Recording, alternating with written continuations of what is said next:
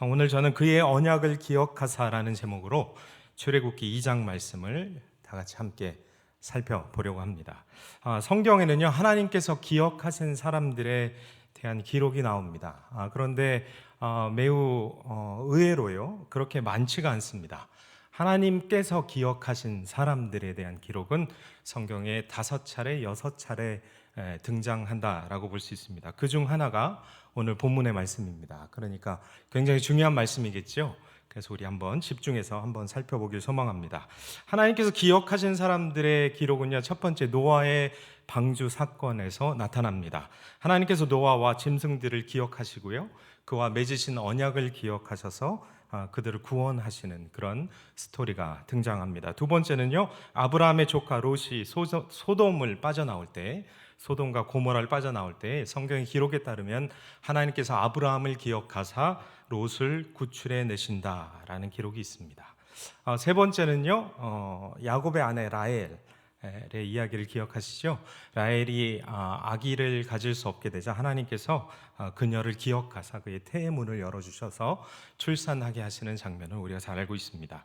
이제는 창세기를 넘어가서 출애굽 사건, 오늘 본문의 말씀에서 하나님께서 그의 백성들을 기억하시는 그런 장면이 등장하고요, 사무엘서로 가서 엘가나의 아내였던 한나를 기억하사 마찬가지로 그녀의 태가 막혀져 있었는데요, 그녀를 기억하사 하나님께서 사무엘을 출생하게 하시는 장면을 기억합니다. 마지막으로 신약에 넘어가면요, 고넬료가 등장합니다.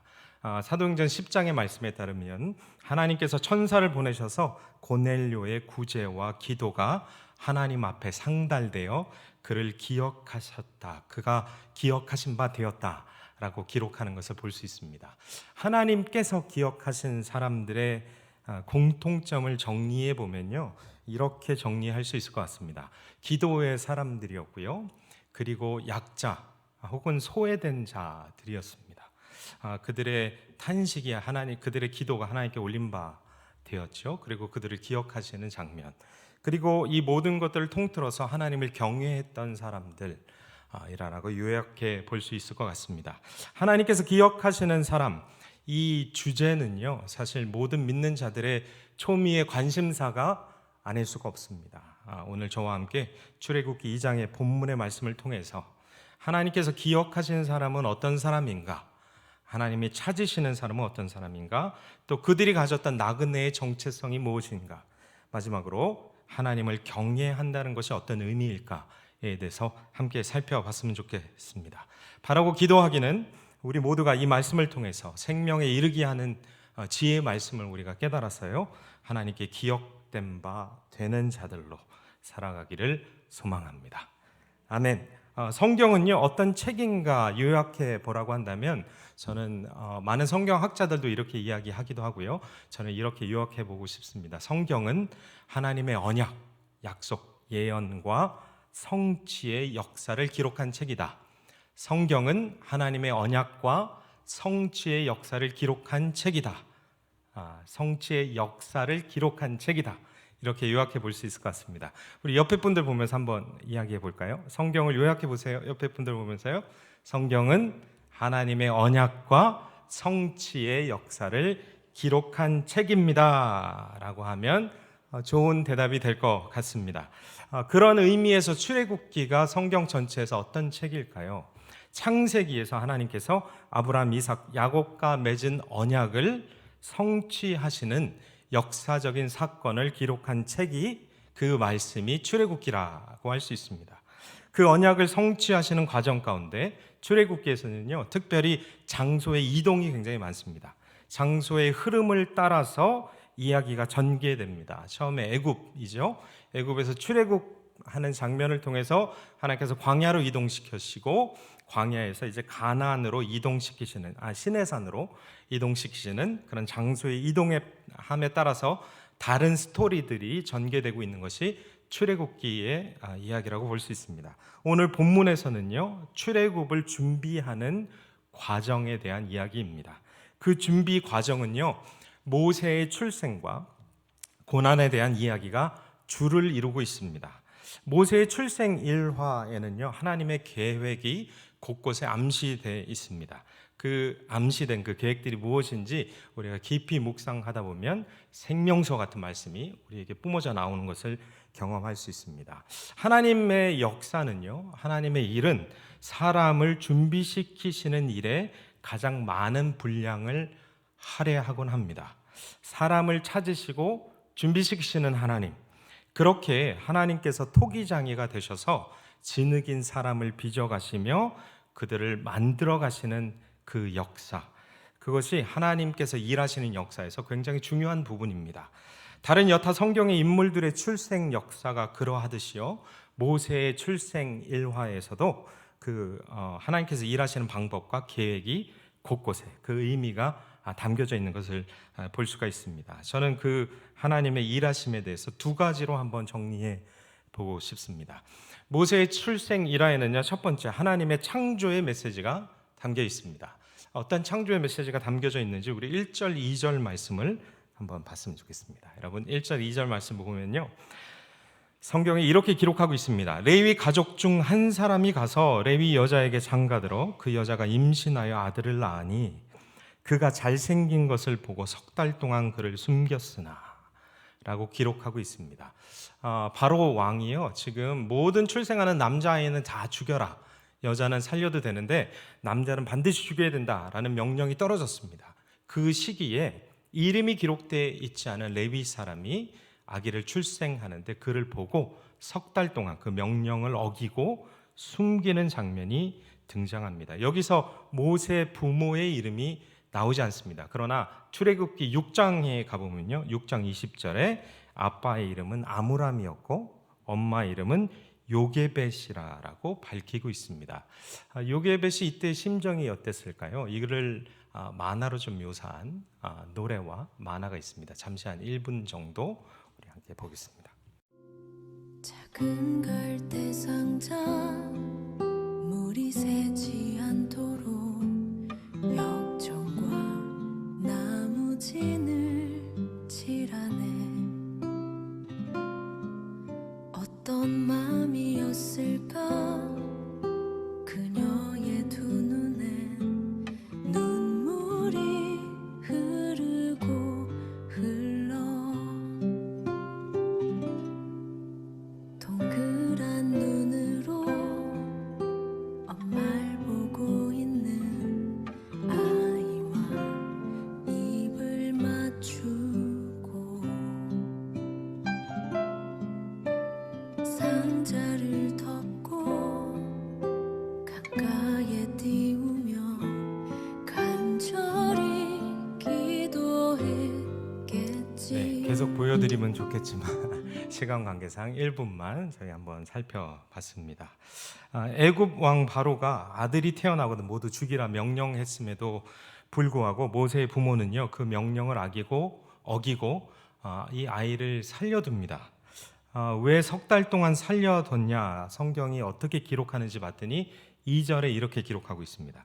그가 잘생긴 것을 보고 라고 기록하고 있습니다. 이 말씀을 보시고 역시 사람은 잘생기고 봐야 돼 라고 해석하시면 안 됩니다. 이 본래의 의미가 무엇인지에 대해서 우리가 바르게 이해해야 되겠습니다. 이 말씀을 바르게 이해하기 위해서는요, 매우 사실 중요한 말씀이라 히브리서 11장 23절로 가봐야 합니다. 히브리서 11장 23절에는요, 이렇게 기록하고 있습니다. 믿음으로 모세가 났을 때에 그 부모가 아름다운 아이임을 보고 석 달 동안 숨겨 왕의 명령을 무서워하지 아니하였으며 라고 말하고 있습니다. 이 아들을 석 달 동안 숨긴 이유가 무엇인지 정확하게 설명하고 있는데 because라는 단어를 쓰면서 숨긴 이유는 이 아기를 봤더니 아름다운 아이였다, 그 아름다움을 보고 믿음이 생겼다라는 식으로 열거해 주고 있는 것을 볼 수 있습니다. 매우 재미있는 표현입니다. 또 다른 기록이 있는데요, 사도행전 7장 20절의 말씀을 보면 그 이유가 좀 더 명확해집니다. 7장 20절입니다. 그때 모세가 났는데 하나님 보시기에 아름다운지라 라고 기록하고 있습니다. 하나님 보시기에 아름다운지라, 여기 사용된 헬라어를 히브리어로 바꾸면 토브라는 단어를 쓰고 있는데요, 이것은 창세기 1장 10절에 하나님 보시기 좋았더라 라고 했던 아름답다, 좋다, 동일한 단어를 쓰고 있는 것을 볼 수 있습니다. 우주 만물을 창조하시고 자신의 창조하신 그 작품을 바라보시며 좋았더라 하셨던 그 하나님이 쓰셨던 토브라는 표현, 그 표현이 여기에 그대로 담겨 있는 것이죠. 이 단어를 보면서 제가 성경 사전을 좀 찾아보니까 이 단어의 헬라어 원어를 보니까 그것을 영어로 엘레간트라고 번역하고 있는 것을 볼 수 있습니다. 엘레강스 있잖아요, 그렇죠? 우아하다라는 단어. 왜 이런 단어? 갓 태어난 어린 아이에게 어떻게 우아한 모습이, 아름다운 모습이, 그렇게 좋았던 모습이 보였던 것이었을까? 여기에서 사용된 아름답다라는 개념을 우리가 이해해봐야 우리가 정확하게 해석할 수 있을 것 같습니다. 이 아름답다라는 개념은요, 우리가 흔히 쓰는 아름답다의 개념과는 차이가 좀 있는 것 같습니다. 헬라적인 의미에서 아름다움, 즉 우리가 쓰고 있는 그 아름다움은요, 흔히 잘생김, 이목구비, 몸매의 아름다움, 아니면 윤리적인 아름다움을 표현할 때 그 단어를 쓰지만, 히브리적 아름다움의 개념은요, 관계적 아름다움이라고 설명하는 것을 봤습니다. 관계적 아름다움, 그 뜻이 무엇이냐면 창조주와 피조물과의 관계가 올바르게 됐을 때의 그 아름다움, 아니면 피조물과 피조물 사이에 창조적 조화를 드러내는 그 아름다움을 쓸 때 아름답다라는 표현을 씁니다.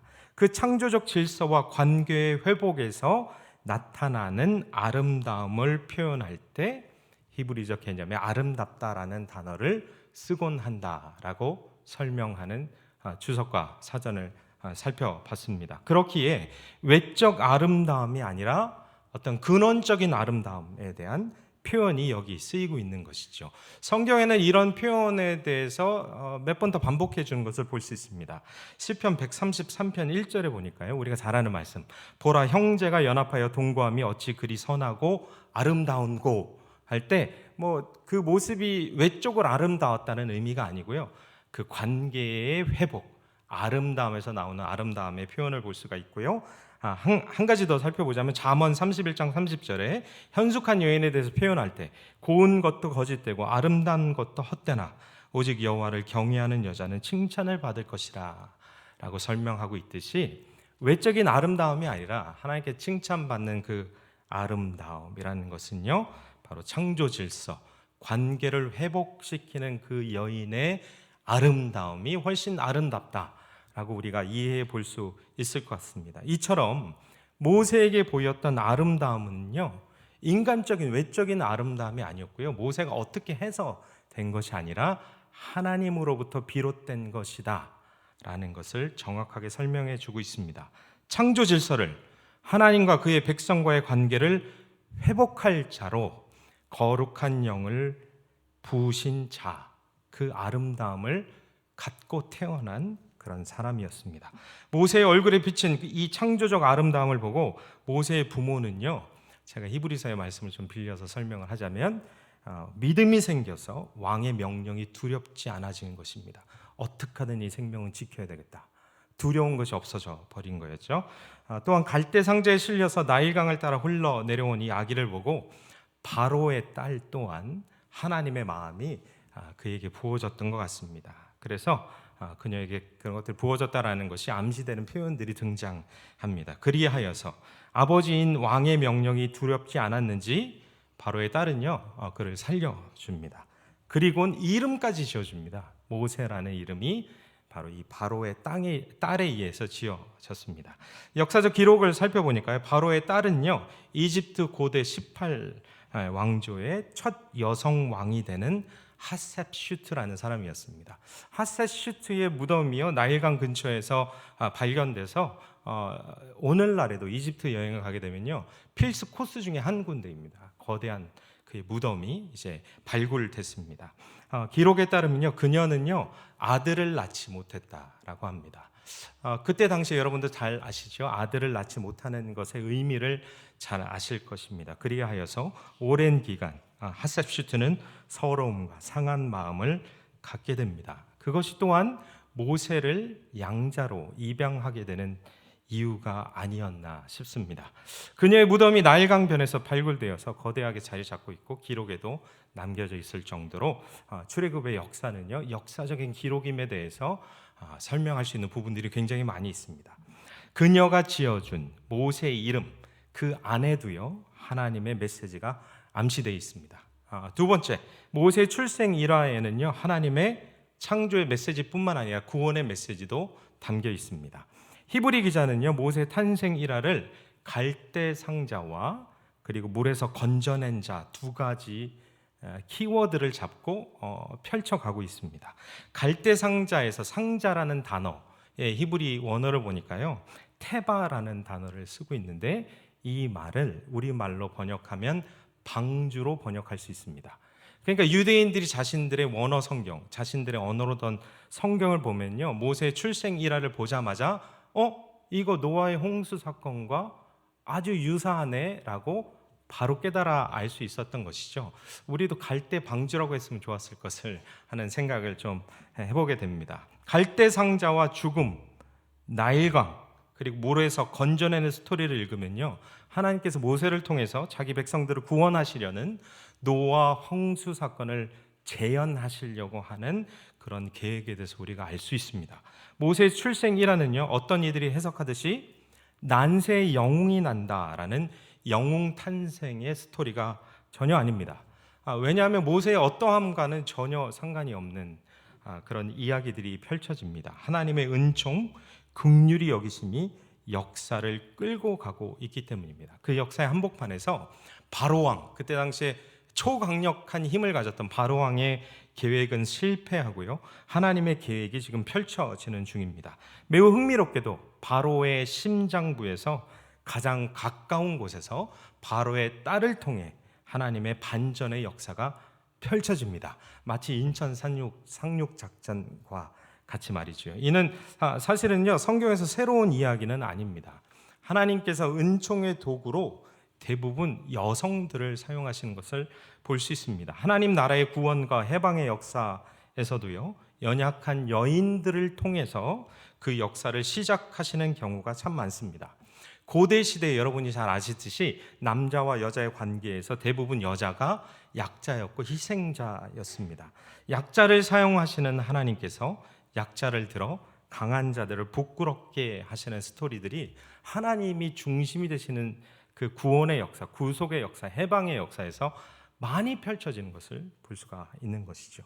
하나님 나라의 이 반전, 이 역전의 역사는요 성경 전체에서, 특별히 지혜서에서 핵심 중에 핵심 메시지라고 할 수 있습니다.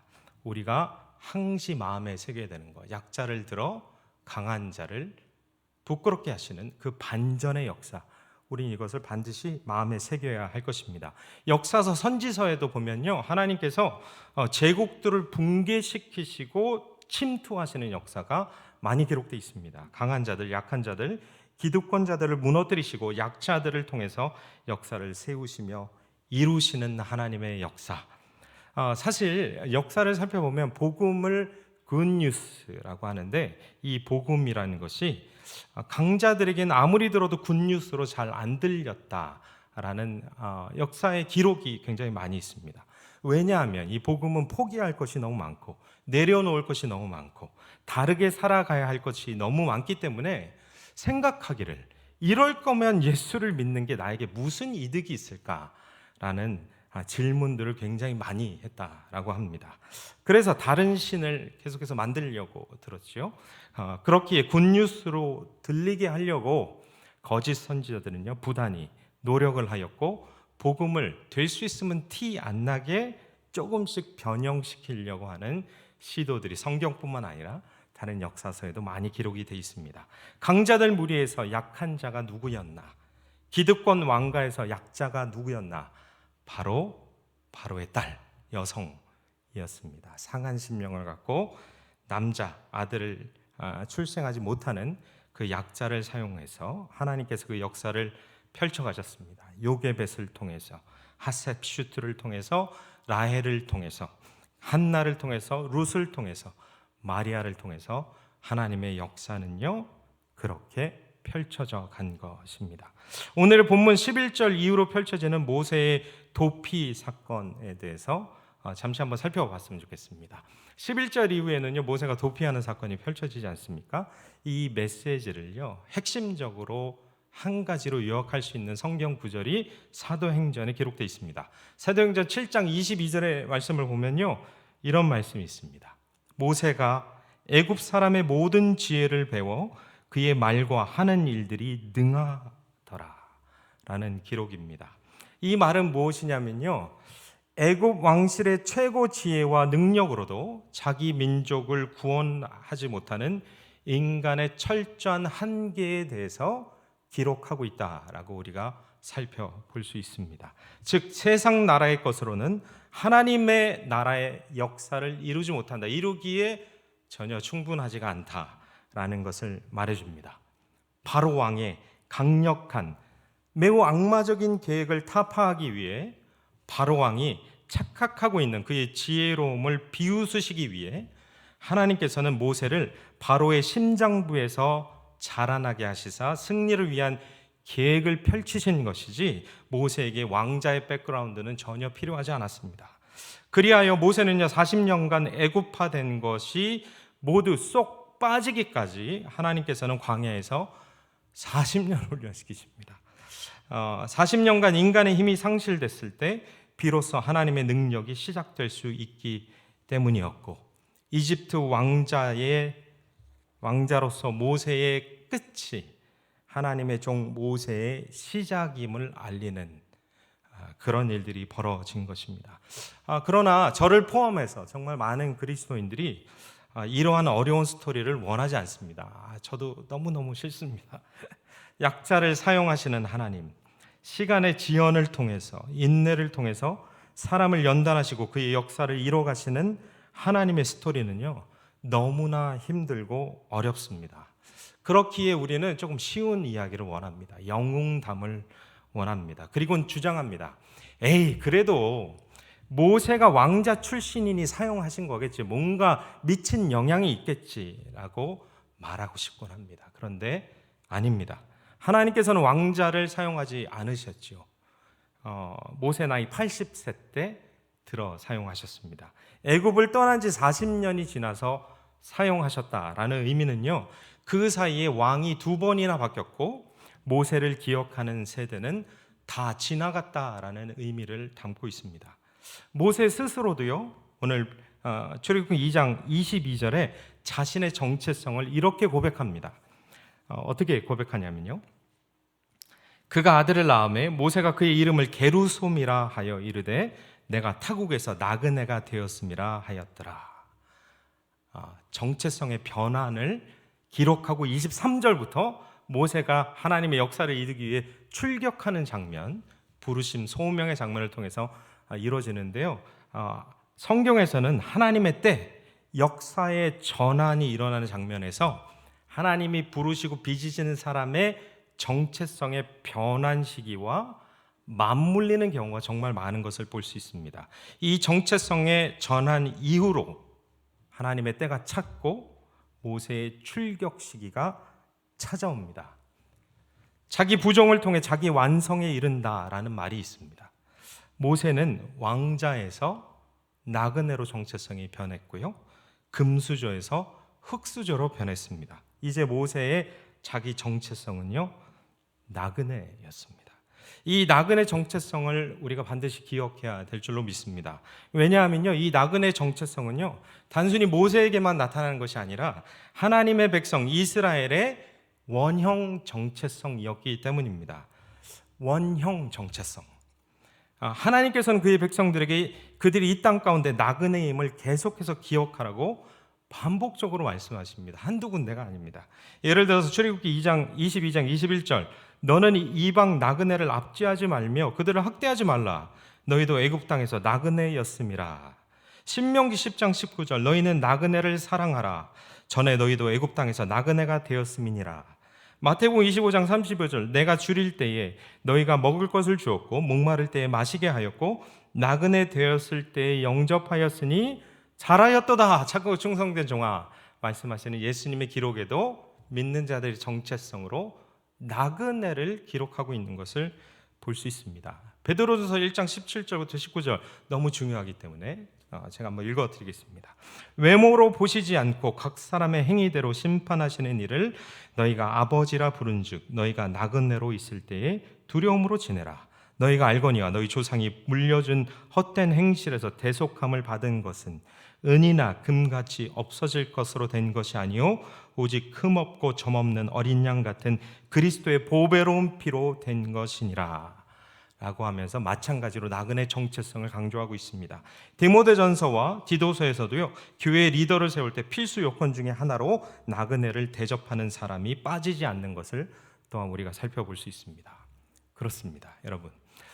유명한 책의 저자지요, 영웅 숭배론을 쓴 토마스 칼라일이라는 사람의 주장처럼 하나님의 역사는 난세에 나타난 영웅 스토리를 전혀 필요로 하지 않습니다. 하나님의 때가 찼을 때 오늘 본문 23절에서 25절에 기록된 대로 하나님 역사의 핵심을 다시 한번 짧지만 명확하게 기록하는 그 말씀을 정리해보자면 이러합니다. 하나님의 때가 찼을 때에 세상에 악이 가득했고 백성들의 부르짖는 소리, 고통 소리가 하나님께 상달됐고 자기 부정으로 연단받은 나그네 정체성 가진 하나님의 종이 소명을 받았다라는 이야기로 출애굽기 2장의 역사가 정리가 되고요. 그리고 모세가 드디어 하나님 앞에 소명받아서 부르심 받는 떨기나무 앞에서 서서 하나님 부르심을 받는 장면이 23절부터 25절의 설명을 뒤로 펼쳐지게 됩니다.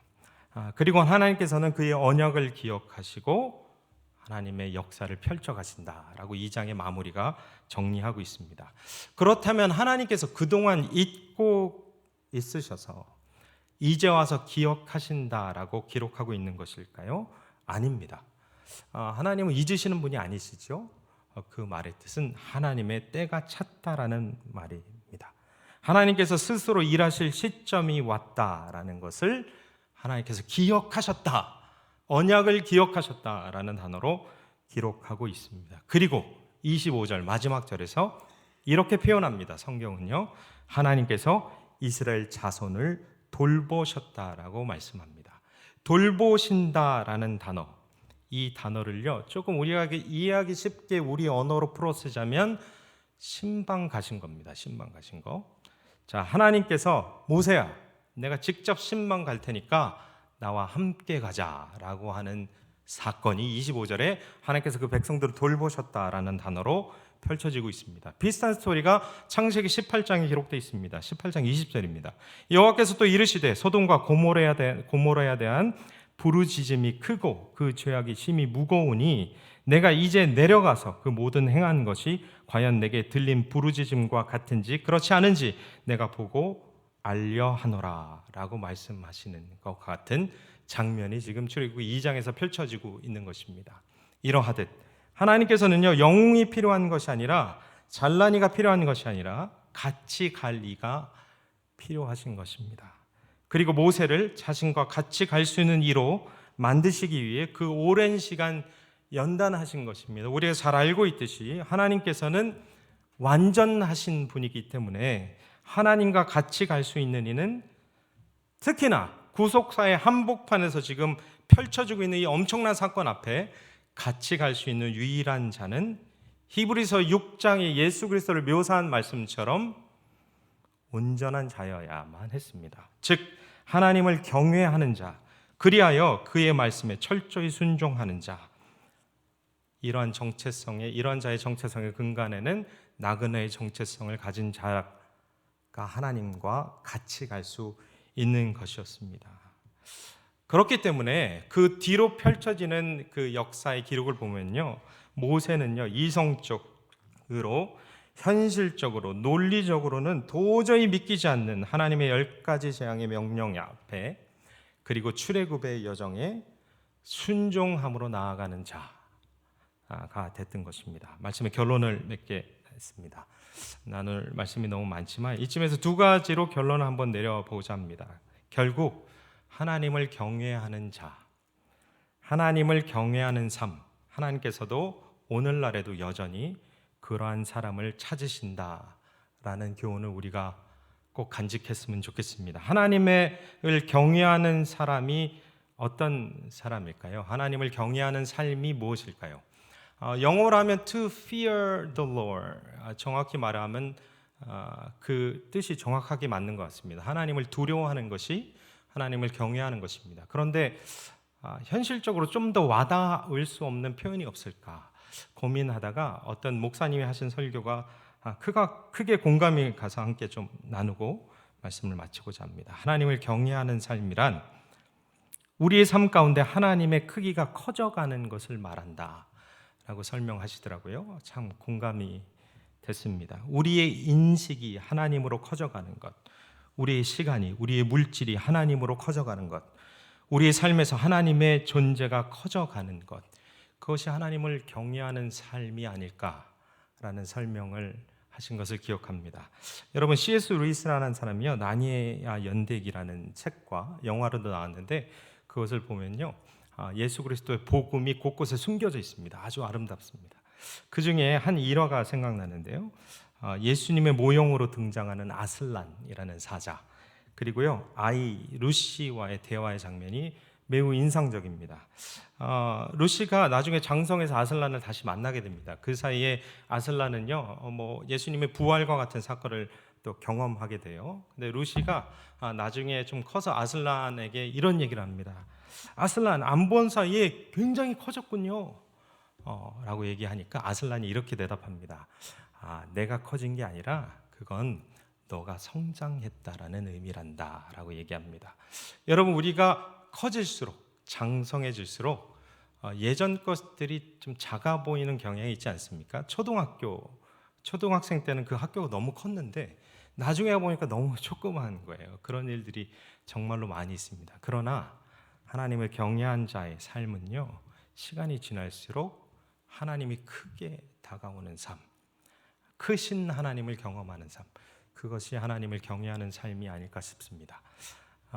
두 번째는요, 어려움이 찾아왔을 때 그것은 하나님께 부르짖고 가까이 가라는 말씀입니다. 모세 일화를 통해서도 이스라엘 백성의 역사 가운데서도요, 하나님께서 부르짖길 원하시고 내게 가까이함이, 하나님께 가까이함이 내게 복이라는 말씀을 계속해서 우리에게 던져주신 것을 볼 수 있습니다. 그렇기 때문에 우리는 삶 속에서 하나님의 크심이 날로 커져가시기를, 그런 삶 사시기를 예수님의 이름으로 축복하고 싶습니다. 삶 속에서 하나님께 가까이하며 부르짖고 찾으시는 그 놀라운 은혜가 2023년에 임하시기를 예수님의 이름으로 축복하고 싶습니다.